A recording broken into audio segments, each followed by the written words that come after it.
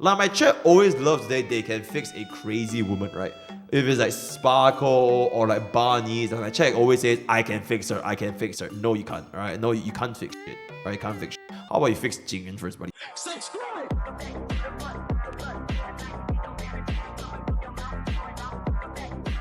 Okay, for another day, another yap. And if you say something about my hair, I'ma eat your cat.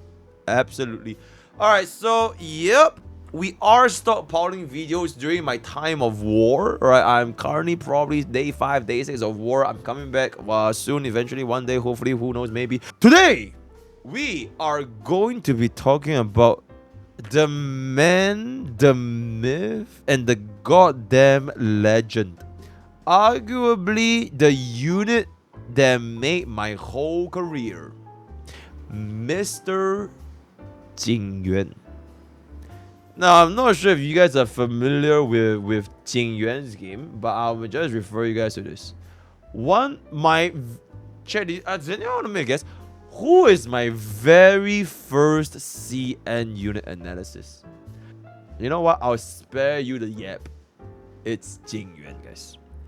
My very first CN unit analysis. Before that, I was pretty much a nobody. Alright, maybe I made a couple of speed tuning guides, like cone rhythm, all that kind of stuff. Now my videos really popped off. I just made a little bit.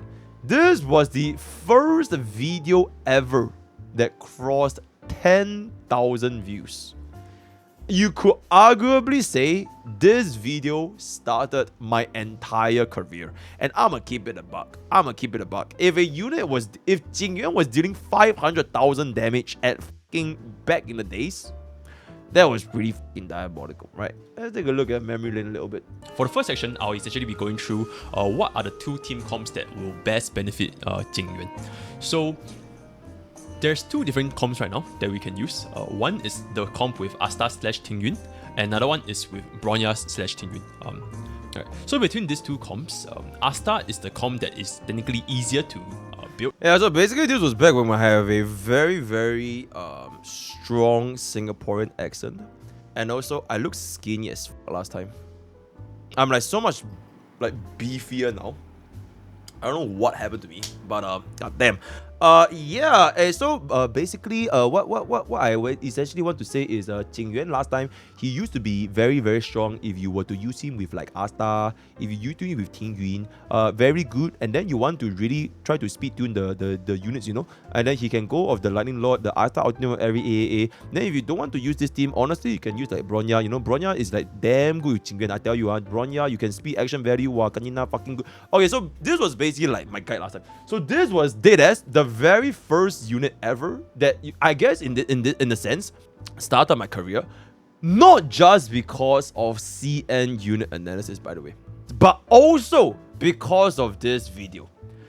Jing Yuan weaknesses by the CN players. This video completely popped the fuck off because CN, they were fucking pissed off at Jing Yuan.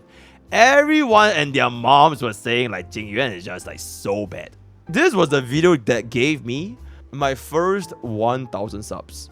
Not because I made a drama, like I don't really think this was a drama video. I was just bringing basically perspectives, right?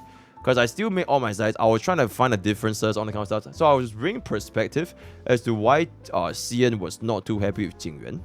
Unfortunately, this video got discovered by none other than Tectone. Actually, I take it back. It's not unfortunate. It was very fortunate that this was the video that introduced myself to Tectone. Before this video, I have never seen Tectone my entire life. I basically was doing my university. I was playing Monster Hunter. I was playing random ass games. Never played Genshin. Never played Honkai Impact 3. This was the first ever interaction. I'm not sure if Tectone still has the video up. Yep. 161,000 views, by the way. Nuclear fucking farming. This was the video that made me, you know, I guess get attention from the media. Oh my god, I just realized dude, he was kind of chunky back then as well. He really lost a lot of weight. Even 1 year ago, he was still kind of chunky. He lost quite a lot of weight, yeah? Okay, but yeah.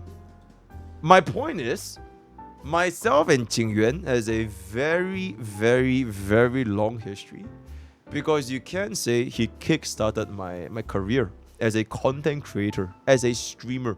Because if I did not have a career on YouTube, I would not have a career on Twitch. Nowadays, if you guys watch my content nowadays, I'm essentially a Twitch main. Alright, I've said it a lot of times, I'm a Twitch main. I do all my content on Twitch, and then my editor just clip it and send it to YouTube, right? So this is my content now, which is, very good. It's very time efficient. I double dip both my time, right? It's very time efficient. And it's great because I don't really have to do all of the editing by myself, and it's a great life, right? And I get to yap. I basically get paid to yap instead of like crunching numbers, translating CN. I mean, what's the point of translating anyways, chat?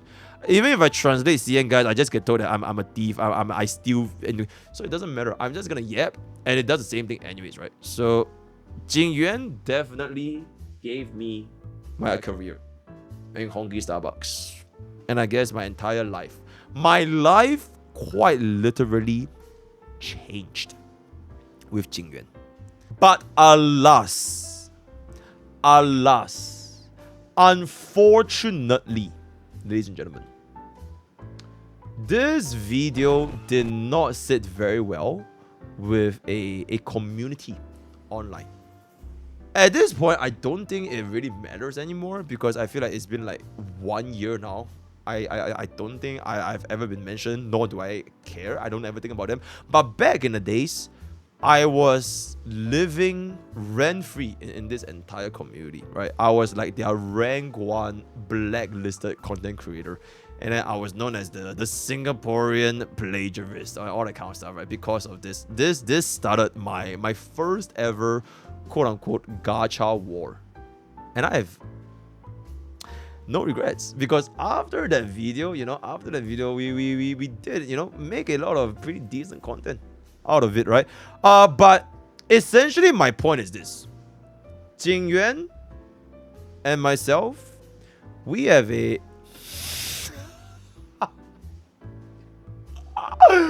I'm dead. Okay, let's move on, guys. Let's move on. Jing Yuan and myself, we have a very, very long history, right? Long history. So it brings us to today. Almost 1 year. How long has it been, chat, since its release? He came out in May, right? So it's been like 1 year and 5 months. Ever since, almost 1.5 years since its release. And now I've made a video about Jing Liu, I've made a video about Akron, and I've made a video about Silla. And of course, I am going to make a goddamn video about a unit that started everything. Jing Yuan. The topic of discussion today is: why has Jing Yuan been in a low tier for such a long ass time? And what will it take to fix him? I can fix him. Like my chat always loves that they can fix a crazy woman, right? If it's like Sparkle or like Barney's, and my chat always says, I can fix her, I can fix her. No, you can't, right? No, you can't fix shit, right? You can't fix shit. How about you fix Jing Yuan first, buddy? I think my point doesn't really change with this mechanic that is Lightning Lord. Now, we have not gotten any love for Lightning Lord ever since his release, by the way. Not a single support was dedicated to Lightning Lord. Not a single one. You could say Sparkle, Ran Main, Ting Yun, we had like a little bit of support, right? A little bit of support that was buffing up our Jing Yuan. Because any buffs that Jing Yuan received, so does Lightning Lord. So any sort of buffs like damage percentage that lasts for more than 1 turn, Lightning Lord also deals more damage. But that was not the problem with Lightning Lord.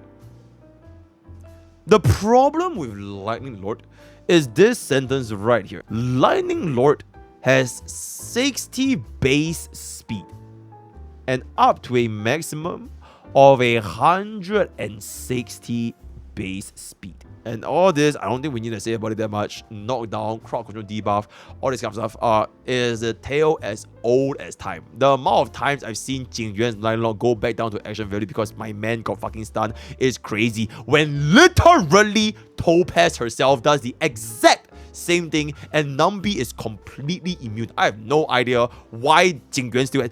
It is... Bro summons a literal god of lightning. A god of lightning is fucking crowd controlled when a pig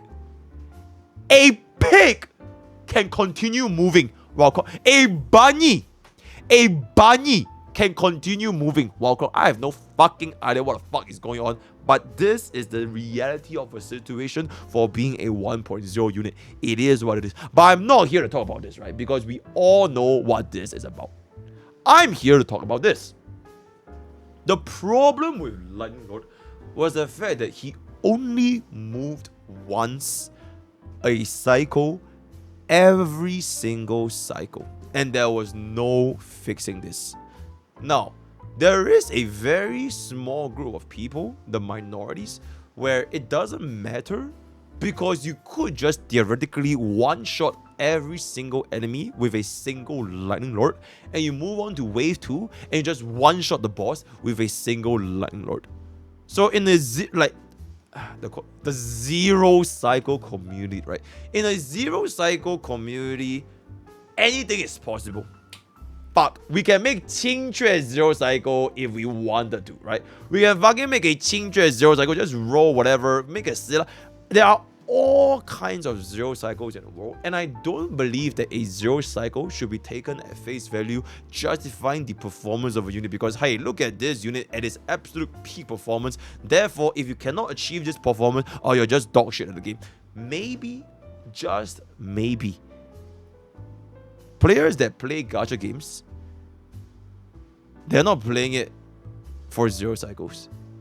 Maybe, just maybe, players for gacha games, you know, they just finished a long day of work. They want to come home. They want to look at some abobas, with some gyats. I just want to clear a memory of Chaos 12, you know. Just about my Jing Yuan team, right? Jing Yuan, Ting Yun, Sparkle, Huan Huan, very nice. They're doing their zero cycle, and Black is fucking crowd controlled, and fucking line long goes all the way to the back. So it is what it is. This is not League of Legends. There's no LP on the line. And if people don't want to take it that deep, I think it's completely fair to not force the absolute peak performance as the norm for anybody. Because if that was the case, honkaistarrail would not be a very fun place for the casual player base. Which is why there's the whole, you know, oh my god, zero cyclers are so cringe on that kind of stuff. And I completely agree if they're trying to force this narrative as this is how you should play the game. And if you can't... Okay, I'm starting to go off track because I have a little bit of apple juice. Back to the topic. Jing Yuan's Lightning Lord going only once every single cycle. This has been a problem for Memory of Chaos, Epoch Shadows, Pure Fiction, because blood moves basically once a patch. And frankly speaking, this is also a goddamn travesty to his kit. So why is this so bad for Jing Yuan? And the answer is very, very simple. If you look at any of our... I'm not even talking about our brand new Super Break, right? Super Break, Follow Up, all these crazy new shiny toys. They have been, you know, the oysters of the world, the king of cream, the creme de la creme, right? We don't really care about that. I'm talking about quite literally any of the other DPS that we have had since version 1. If you buff a unit, especially for a hyper carry, what do you buff, chat? What do you buff? What do you buff a hyper carry with? Damage, right? Damage, attack, energy. But what is one thing above all? Action value, chat. Almost every single support in the game that we have back in the days anyways, back in version 1, when you guys were basically not playing the game, I'm assuming, if you wanted to make a hyper carry team comp work, buffing damage was great. but you had to buff their action values so that they can go more frequently. In the form of Danzans from Jing Yuan, in the form of a speed buff, in a form of a Bronya extra turn, and in the form of, like Sparkle extra turn, or even Rame's speed buff, for a matter of fact, right? Every single hyper carry, you can get these benefits from a 1-to-1 ratio. If Blade goes an extra turn, he gets an extra turn. If Blade gets extra speed, he gets extra speed, right? So same thing for Jing Liu, same thing for any hyper carry, but because Jing Yuan's kit, I'm not saying his ultimate and skill don't do damage, but a lot of damage is backloaded to this Lightning Lord. And although the Lightning Lord gains benefit from attack, from damage, from rest pen, all that kind of stuff, it doesn't fucking gain any speed nor action value. If Bronya gives an extra turn, guess what's Lightning Lord gonna do? Still fucking drinking his goddamn coffee, reading his newspaper like a goddamn unk, bruv. Still sleeping. He's still sleeping. That is literally the case for every single hyper. No one can save his slow ass and get him out of bed. No one. Not even Babin. The strongest support, and I will stand by this, by the way, the strongest support that we have in the goddamn game, not even Babin's Rise Up Into My World can wake up a Lightning Lord. That's a damn shame. It truly is a damn shame. Can you imagine if we get Babin to bring up Lightning Lord twice? It will quite literally change anything. Everything, mind you, even Bronya, right? If we gave Jing Yuan extra skill, if it just brought, maybe it doesn't even need to be like 100%. It could be like fucking 50% of the action, or make Lightning Lord get affected by dance. This will make Jing Yuan so much more viable in the long scheme of things. And I am pretty damn sure if this was the case, we wouldn't see things like this for like, I think the past 1 year.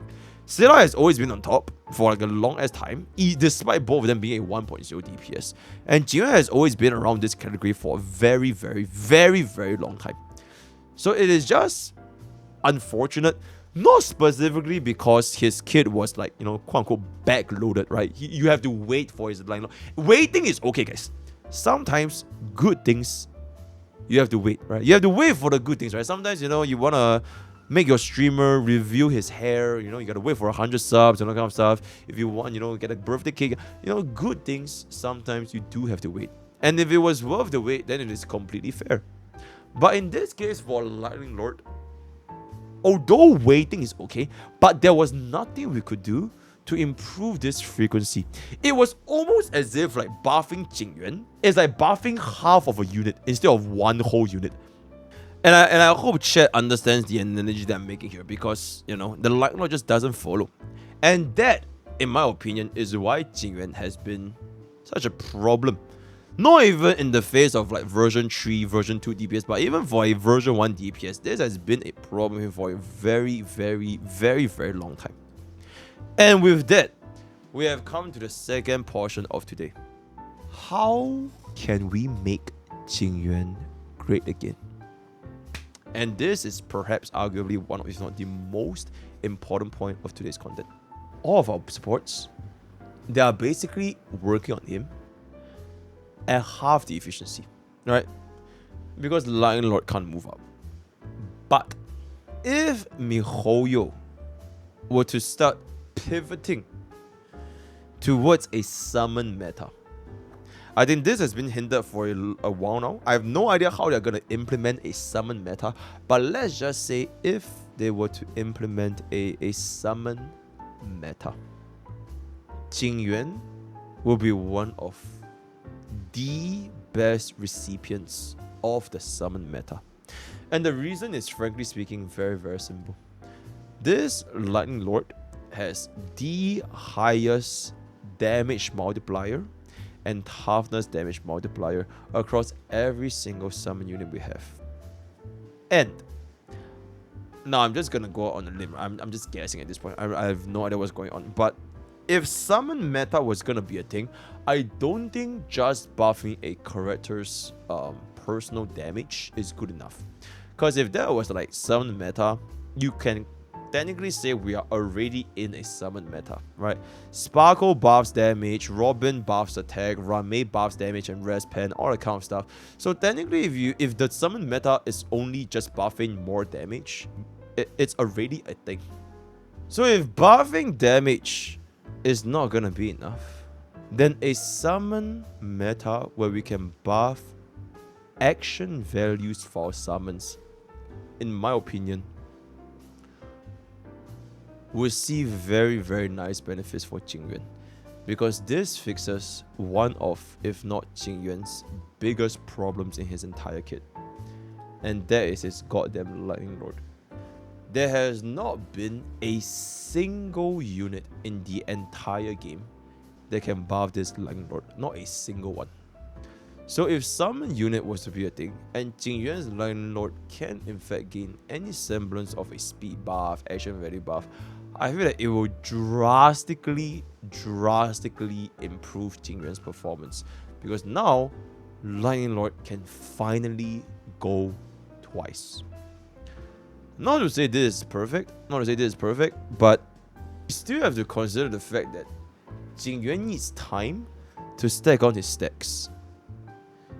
So even if the Lightning Lord is fast enough, we still need to give Jing Yuan himself some time to use his skill, use his ultimate, to make sure we hit the 10 stack Lightning Lord. Alright? So it might not fix all of our problems just yet. And even if Lightning Lord goes up, what the fuck are we gonna do when we get hit with the crowd control debuff? We cry. That's what we will basically just cry. Alright?